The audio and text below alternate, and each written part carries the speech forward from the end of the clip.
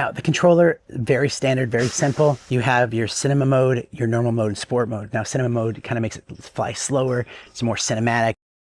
Normal and sport makes you go faster if you need to, keep up with anyone on a bike or something like that.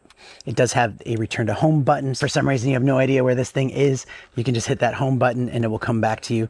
And the app is very easy to use, very easy to look through, and it's just all sleek looking. I love the white design too.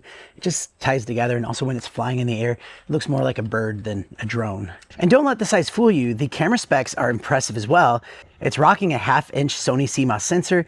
This allows for 48 megapixel photos and crisp 4K video at 60 frames per second. And those colors are vivid and the detail is sharp, even when you're shooting in bright direct sunlight. The stability is handled by this 3-axis gimbal. This ensures that even when you're flying in the wind, the drone is rated for up to 15 meters per second. So even in strong winds, your footage is gonna look rock solid. Plus, for the creator out there, it supports vertical shooting modes.